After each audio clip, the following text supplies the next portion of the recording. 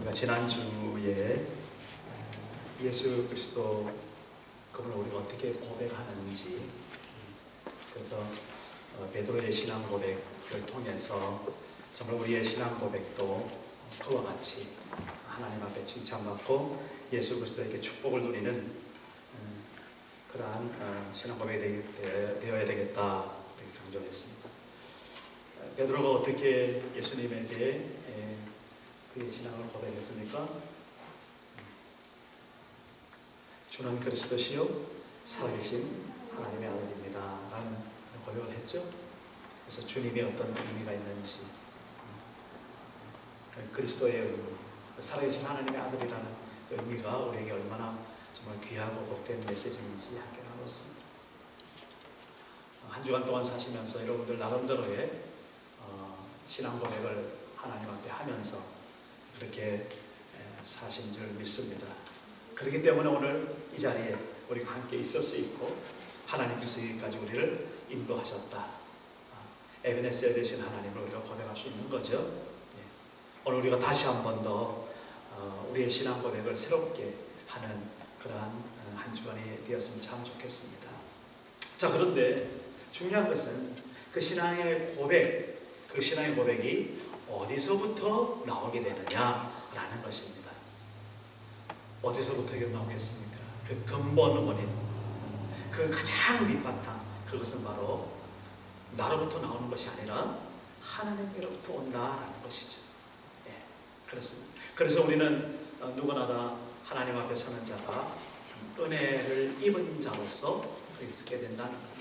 하나님 앞에 선다는 사실 자체는 뭐예요? 하나님 앞에 자기의 모습을 드러낸다는 사실 자체는 하나님과 내가 서로 관계를 가지고 있다라는 것이거든요. 그런데 그런 관계가 나의 의도대로, 나의 계획대로, 나의 어떤 그런 판단대로 이루어진 것인가? 우리는 그렇게 고백하지 않습니다. 우리가 어떤 상황이든지 어떤 모습이든지 우리가 살아가는 모든 순간순간들을 하나님께서 간섭하여 주지 않으면 우리가 그 어떤 것도 우리에게 당할 수 없다라는 하나님의 놀라운 섭리, 하나님의 놀라운 주관하심을 우리는 고백하는 그러한 믿음이 오늘 우리 가운데 있는 줄 믿습니다. 따라서 우리의 신앙 고백은 나로부터 나는 것이 아니라 바요나 시몬아 네가 복이 있도다. 이것은 네가 무엇인가 너의 고백을 통해서 나타낸 것이 아니라 육신의 일로 나타낸 것이 아니라 하늘에 계신 아버지께서 너에게 주신 그 믿음의 선물이라는 그런 예수님의 칭찬처럼 오늘 우리가 하나님 앞에 드리는 어떤 신앙의 고백이 있다면 정말 그것이 하나님께로부터 온 그러한 선물이 되는 줄로 믿습니다. 그렇기 때문에 우리는 그러한 선물을 담을 수 있는 우리 마음의 그릇, 그것이 정말 아름답고 깨끗하고 순수해야 되는데 그것을 우리는 교회에서 믿음이다 그렇게 정의하고 서로 이야기를 나눕니다. 믿음이라는 것이 무엇인가? 믿음은요, 하나님의 은혜를 내가 담는 그런 그릇, 이것이 바로 믿음이다라는 겁니다. 오늘 하나님께서 우리 그러한 믿음을 더욱더 풍요롭게 해주실 줄 믿습니다. 오늘 그 구체적으로 어떠한 믿음을 우리가 소유해야 될 것인가 오늘 본문을 통해서 한 3가지 정도로 알아보고 그러한 믿음의 소유자가 되어서 하나님 앞에 더욱더 신앙 고백이 풍성하고 우리의 삶이 하나님 앞에 정말 윤택한 그러한 삶이 되기를 주의 이름으로 소원합니다. 여러분 히브리서 11장을 여러분 잘 아시죠? 유명한 장이기 때문에 그렇습니다. 소위 말하는 믿음장이다 그렇게 이야기를 합니다. 믿음에 관한 어떤 그런 이야기를 듣고 싶을 때, 그다음 믿음의 어떤 성장을 내가 갈급하고 그렇게 할 때 우리는 히브리서 11장으로 돌아가서 그 히브리서 11장에 얼마나 많은 그 믿음의 선진들이라 그러죠. 구약의 큰 믿음의 어떤 그 선배들이 하나님 앞에 그 믿음으로 정말 귀한 삶을 누렸는지 우리는 살펴보게 되는 것입니다. 오늘 저는 히브리서 11장 1절에서 7절 사이에 세 사람의 인물이 구체적으로 이름이 거론되어 나오죠. 아벨과 에녹과 노아, 이 세 사람의 믿음이 어떠했길래 하나님 앞에 믿음의 장에 이렇게 귀하게 오늘 우리들에게까지도 이렇게 말씀되어지는지 그들을 살펴보도록 하겠습니다. 믿음이 무엇인가? 저는 조금 전에 믿음은 하나님의 그 축복, 하나님의 그 은혜를 담는 우리가 가진 바 그릇이다 그렇게 표현을 했습니다만은 오늘 히브리서 11장 1절에 보면 믿음이 무엇인가 분명히 정의를 하고 있습니다. 그것은 바라는 것들의 실상이요 보지 못하는 것들의 증거다 이렇게 말하고 있습니다. 다시 말해서 믿음은 실제, 실상이고 그리고 증거가 된다 그렇게 말하고 있는 것입니다. 그러면 믿음이 왜 실상이고 왜 믿음이 증거가 될까요? 그 앞에 수시간의 말을 살펴보면 알 수 있습니다. 무엇의 실상이냐 하면 바라는 것들의 실상이라고 했어요. 그냥 어떤 실제 어떤 이렇게 보여지는 그런 어떤 그 형상이나 모양이나 이렇게 아니고 우리가 마음에 무엇을 하겠어요? 바라는 소원, 우리가 무언가가 정말 이루고 싶은 어떤 그런 기도의 제목들, 그리고 우리의 마음속에 일어나는 어떤 하나님에 대한 어떤 갈망, 그리고 내 생애 가운데서 정말 하나님 앞에 꼭 이루고 싶은 어떤 그러한 도전, 꿈, 그런 것들이 분명하게 실제 상황으로 존재하는 것이다 라고 말하고 있습니다. 눈에는 보이지 않죠. 손에는 만져지지 않죠. 그리고 우리가 우리의 어떤 그런 그 신체의 어떤 감각으로 느낄 수는 없습니다. 그러나 분명히 바라는 그것이 우리 가슴에 있을 때에, 하나님 앞에 그것이 비전이 되고 꿈이 되어질 때에 그것이 실상이 되어지는 그러한 중요한 어떤 그 포인트가 있는데 그게 바로 믿음이다라는 것입니다. 바라는 것들이 믿음으로 내 속에 존재할 때 그것은 이미 실상으로 우리의 삶 가운데, 우리 현재 가운데 있는 것이다 라고 분명히 말하고 있는 거죠. 눈에 보이지 않을지라도, 손에는 만져지지 않을지라도, 요즘 현대인들은 워낙 과학적인 사고방식에 따라 살기 때문에 내 눈에 보이지 않고 내 손에 만져지지 않고 우리가 체감할 수 없고 느낄 수 없으면 아니다라고 이야기할 때가 참 많죠. 그러나 아닙니다. 믿음이라는 것은 우리 눈에 보이지 않습니다. 그러나 오늘 말씀대로 믿음은 우리가 바라는 것이 우리 가슴 속에 있다면, 우리 심령 속에 뭔가 하나님 앞에 꿈이 있다면 그것이 믿음으로 실제 상황이 되어진다. 그것이 바로 믿음이다. 그러니까 믿음은 다시 말하면 하나의 어떤 능력을 만들어내는 그 능력의 제조 창고다. 그렇게라도 말할 수 있겠죠. 그래서 믿음이 있는 사람과 믿음이 없는 사람의 차이를 한번 생각해 보십시오. 우리가 똑같은 인생을 살아가지만 믿음을 가지고 사는 사람과 믿음이 없이 그냥 되는 대로 사는 사람, 크게 차이가 나는 것이죠. 믿음의 소유자, 믿음을 가지고 사는 사람들은 창조적인 인생을 살아갈 수밖에 없고, 믿음이 없는 사람들은 어떻게 합니까? 세상의 세파에 따라서, 세상의 조류에 따라서 그냥 그때 쓸려 내려가는 그러한 삶으로 우리가 살아갈 수밖에 없는 것입니다. 자, 그렇다면 우리들 가슴 속에, 우리 심령 속에 믿음이 있습니까? 그렇다면 어떤 믿음이 있습니까? 오늘 베드로의 고백을 이야기했지만 주는 그리스도시요 살아계신 하나님의 아들입니다 라는 그 믿음을, 그 신앙의 고백을 소유한 그런 사람들은 정말 예수 그리스도가 여러분들의 그 신앙을 고백하는 자의 주인이 될 것이고, 그리고 그 그리스도를 통해서 구원의 도리를 알아갈 것이고, 하나님의 아들로서 이 땅에 임하신 하나님의 그 능력을 우리 가운데 살아가면서 체험하게 되는 그러한 믿음의 사람이다라는 것을 우리가 같이 생각해 볼 수 있습니다. 그래서 믿음은 바라는 것들의 실상이요 보지 못하는 것들의 증거다라고 말했습니다. 이제 믿음을 소유한 사람들은 이제 보이는 것만 가지고 그렇게 말하는 사람이 아닙니다. 나타나여진 것만 가지고 말하는 사람이 아닙니다. 3절의 말씀 보면은 이런 말씀이 있어요.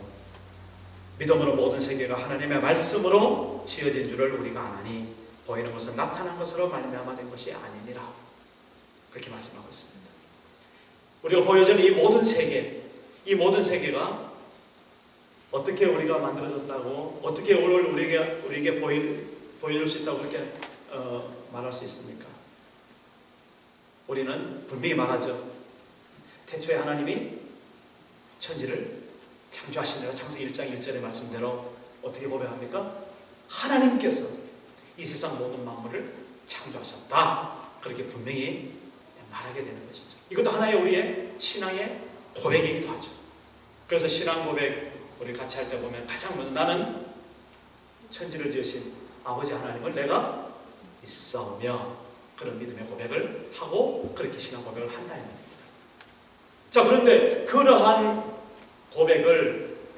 것들을 어떻게 우리가 할 수 있는가? 우리 속에 하나님 주신 그 믿음이 있기 때문에 믿음을 통해서 그런 고백이 나오게 된다는 것이죠. 그러면 그 믿음의 고백 그대로 실제로 이 세상에 있는 모든 것이 이미 하나님께서 말씀으로 지으셨다라는 것들을 우리가 확신하고 그것이 실상으로 증거로서 오늘 우리가 보이듯이 우리가 살아가는 그런 삶을 우리는 살아가게 된다라는 겁니다.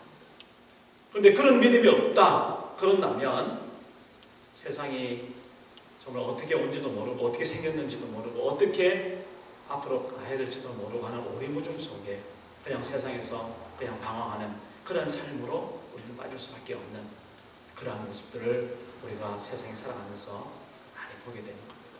오늘 이 자리에 있는 우리 트리니티 한인교회 모든 성도님들, 정말 우리 가슴 속에, 우리 심령 속에 하나님 주신 이 믿음, 그 믿음이 있어서 이제는 보이는 것으로, 나타나는 것으로만 그렇게 말하는 것이 아니라 보이지 않는, 그리고 나타나지 않지만 뒤에서 함께 있는 그 하나님의 그 거룩하신 손, 이런 것들을 볼 수 있고 이런 것들을 말할 수 있고 이런 것들 통해서 나의 꿈이 실제 나의 인생 가운데 실상으로 증거되어지고 보여지고 간증이 되어지는 그런 축복된 삶을 누리기를 주의 이름으로 축복합니다.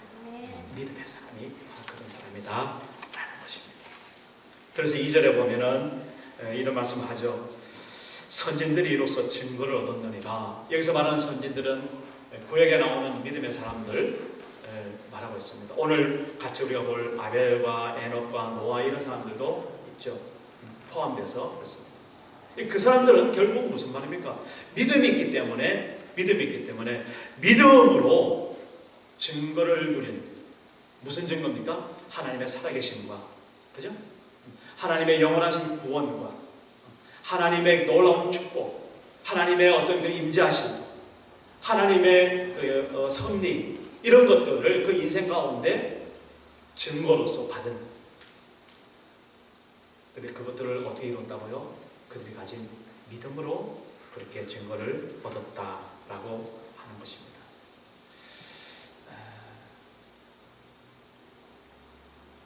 보통 여러분들이 살아갈 때에 우리가 그냥 저절로 이렇게 사는 것 해도 실제로 가만히 우리가 따져보면 실제로는 세상에 사는 것도 믿음 없이 우리가 살아갈 수 있을까 한번 따져보세요.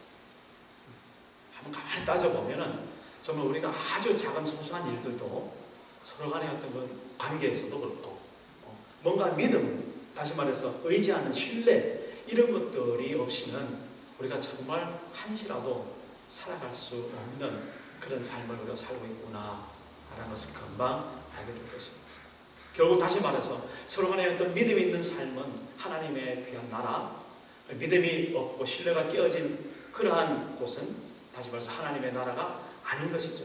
어둠에 있는, 흑암 가운데 있는 그런 것으로 우리가 표현할 수 있습니다. 그래서 하나님의 나라, 다시 말해 천국, 그렇게 우리가 말할 때에 이런 방향으로 우리가 말할 때는 믿음으로 사는 사람들이 있는 곳, 그곳이 바로 하나님의 천국이시죠. 이 세상을 살아갈 때도 똑같이 천국으로 살아갈 것이냐 아니면 지옥으로 살아갈 것인가, 우리 삶 속에서 금방 그걸 하나였던 그런 그 갈림길에서 무엇을 말할 수 있는가? 내가 지금 믿음으로 살아가고 있는가? 꼭 어떤 신앙적인 걸 말고 어떤 사건이 있었는지 우리가 닥친 어떤 그런 그 관계라든지 만남 가운데서 정말 이 신뢰, 이 믿음이 얼마나 우리에게 소중한 가치인가 우리는 세상 살면서 알 수 있습니다.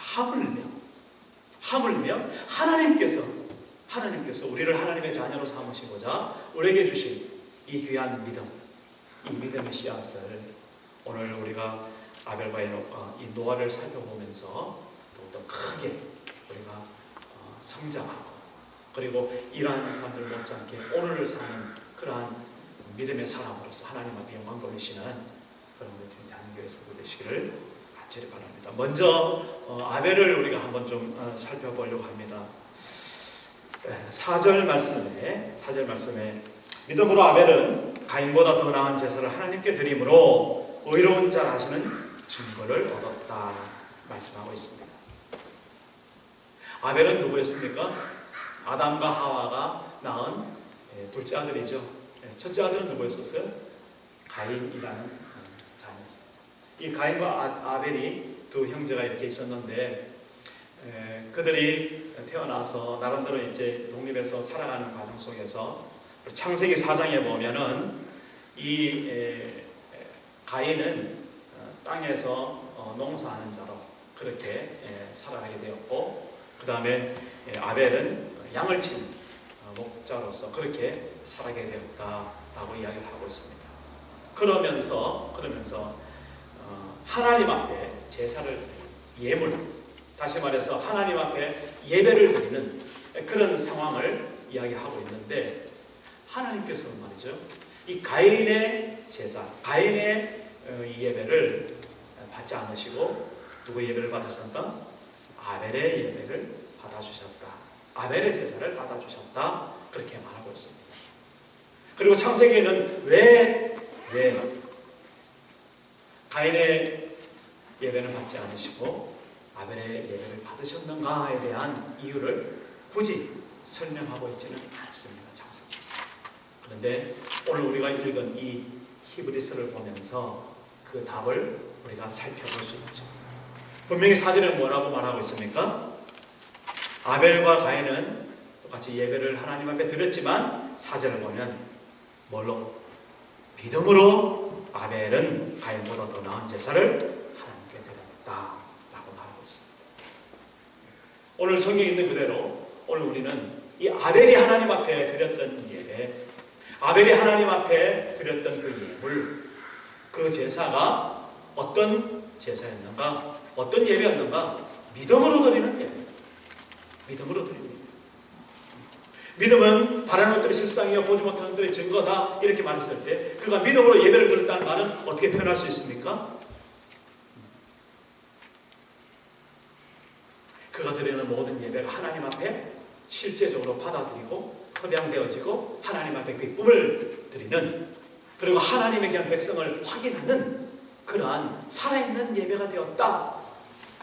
실제적으로 그렇게 우리가 받아들일 수 있겠죠. 근데 안타깝게도 가인은 어떻게 하나님께서 그 예배를 받지 않으셨다. 거꾸로 뒤집어 말하면 가인은 믿음으로 예배를 드리지 못했구나 라는 것을 우리가 추측할 수 있습니다. 물론 예물에 대해서도 이야기하는 과정이 많이 있습니다. 그러나 그것은 더 길기 때문에 이것은 생략하겠습니다. 그리고 그 예물이 나중에 예수 그리스도가 어린 양으로서 이 세상에서 우리를 구원하실 하나님의 어린 양으로서의 하나의 예표로서 이 아벨의 그런 예물을 이야기하기도 합니다. 틀린 건 아니죠?